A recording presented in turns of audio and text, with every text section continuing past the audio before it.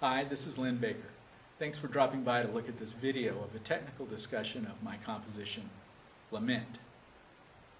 During the discussion, it'll be helpful if you can refer to the lead sheet. So if you haven't already, please visit my website, www.lynnbakerjazz.com. Go to the lead sheets page and download a copy of Lament. I'll be here when you get back.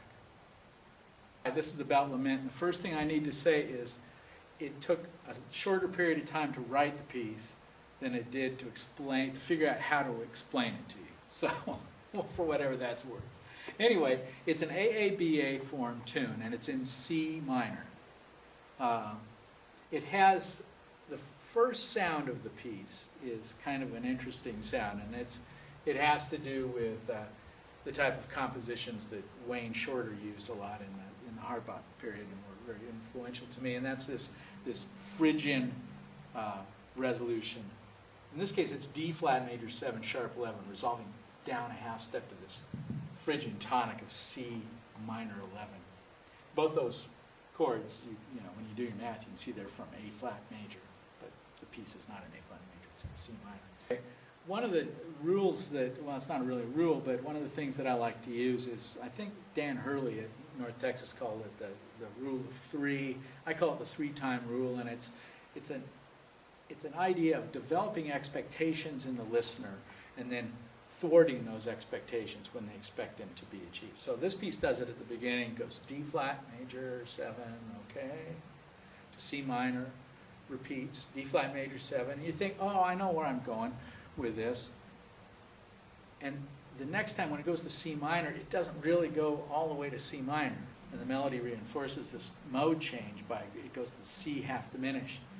And you get a little unstable there. And what happens at that point is there's a series of rapid 2/5, C half diminished, F7 flat 9, B minor 7, E13. You might recognize this gesture from Monk's composition Round Midnight, and it's used purposefully so that you will recognize it, because when you hear that progression from Round Midnight and other tunes, your ear takes you to a logical place for it to resolve. And in this case, I thwart that expectation. At this point, you're expected to hear maybe a B flat, maybe an E chord, but instead I go to an unrelated and distant tonal area, this E over F sharp. But that's not where we stop, because it just kind of rocks back and forth there, spins a half a bar there, and then goes up here, and then it comes down. And you're thinking, well, where do we go from here? At this point, I move in the same way I talked about in an earlier piece about moving using pivot tones. The G sharp of this is the common tone with the A flat here. So good voice leading can lead us from an E major to an A flat up here. And this F sharp moves up to B flat to get a kind of a B flat dominant sound. Now at this point you're thinking, well, maybe we could go back to C minor pretty easily. That's kind of like a backdoor 5-1 into C minor, because this sonority right here is really kind of a B flat 13 sonority. So you could go backdoor 5-1 into C, but instead I continue this voice leading shuffle that I'm doing. Take this A flat down a half step to G, and take the B flat down to A flat. And we get this chord here that could be kind of a flat 6 in C minor, but it's got some other juicy stuff. Anyway, so it ends up being kind of a dominant sort of a place, an uncomfortable dominant sort of place to rest. And it makes you want to go back to someplace else. In this case, the A flat resolves up a fourth to this D flat. So we get that strong harmonic motion to get us back to the top, and we feel kind of relieved.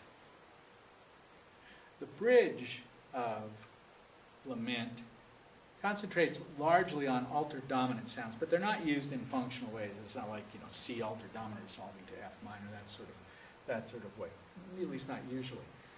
It starts out with the C altered sound, And that's kind of resolving, finally get this resolution to C that we wanted all the way through this area. We finally get it into the bridge, but it's a C altered sound. And after that, it goes to an A minor with a major 7, and the major 7 feels and acts like a really kind of colorful suspension that resolves down a half step to A minor. Now the next chords are all solidly in one key. A minor 7, B half diminished. Those chords are all in the key of C major. So for a moment you think, wow, maybe we settled into a C sort of a sound here. But the B half diminished doesn't act like it's in C. It acts like it's 2 in the key of A minor. So B then resolves to E7. And so that's that deceptive cadence relationship that frequently occurs in classical music. You think you're in C, you have functional chords that look like they're going to go to C, and then it ends up going to A. In this case, it doesn't go to A, at least not yet.